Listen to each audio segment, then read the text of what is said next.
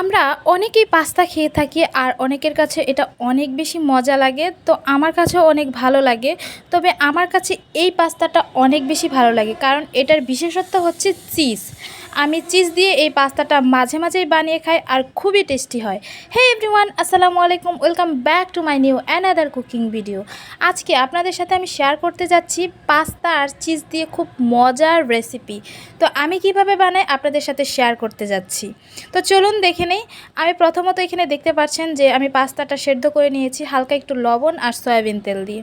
তারপরে উঠিয়ে নিয়েছি আলাদাভাবে।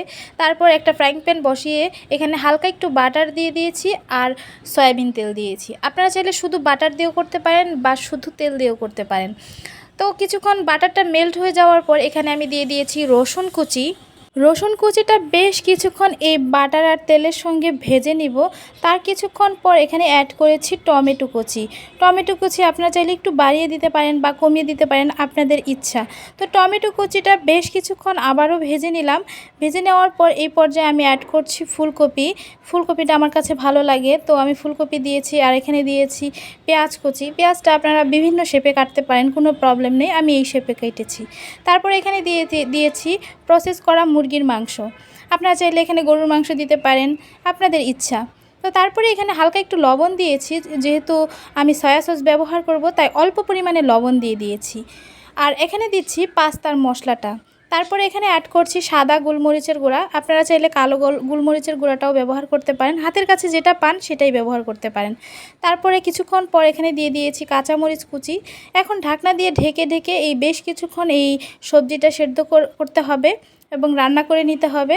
তারপর এই পর্যায়ে আমি অ্যাড করেছি সয়া সস। আর সয়া সসে যেহেতু একটু লবণ থাকে, আপনারা সেই পরিমাণে লবণ দিবেন, আবার সয়া সস অ্যাড করবেন। সবজিটা হয়ে গেলে এই পর্যায়ে আমি সেদ্ধ করা পাস্তাটা দিয়ে দিচ্ছি। পাস্তাটা দিয়ে এখন বেশ কিছুক্ষণ এই সবজির সাথে পাস্তাটা মিক্সড করে নেব, রান্না করে নেব। তো আর এখানে আমি অ্যাড করেছি কর্নফ্লাওয়ারের পানি। আমি একটু কর্নফ্লাওয়ার আর পানি দিয়ে মিক্সড করে রেখেছিলাম, সেই পানিটা দিয়ে দিচ্ছি। আর কর্নফ্লাওয়ার দিলে এই পাস্তাটা অনেক বেশি ভালো লাগে খেতে, তো আপনারা চেষ্টা করবেন কর্নফ্লাওয়ারটা ব্যবহার করার জন্য।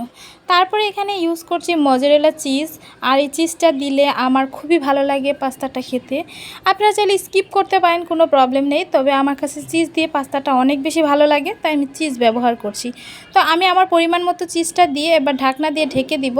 দেখেন একদম চিজটা মেল্ট হয়ে গেছে। আর এটাই ছিল আমার পাস্তার ফাইনাল লুক। এখন আমি সার্ভ করে নিচ্ছি। দেখেন চিজটা কত ভালো ছিল, মজারেলা চিজটা।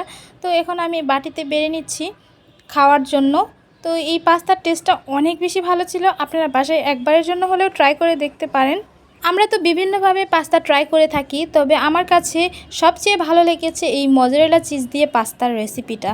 তো আপনারা বাসায় একবারের জন্য হলেও ট্রাই করে দেখেন কেমন লাগে। অবশ্যই আমাকে কমেন্ট করে জানাবেন, ছবি শেয়ার করবেন। তো এই ছিল আমার আজকের ভিডিও। আমার ভিডিওটা কেমন লাগলো কমেন্ট করে জানাবেন। সবাই অনেক অনেক বেশি ভালো থাকবেন, সুস্থ থাকবেন। আজ এই পর্যন্তই। আল্লাহ হাফিজ।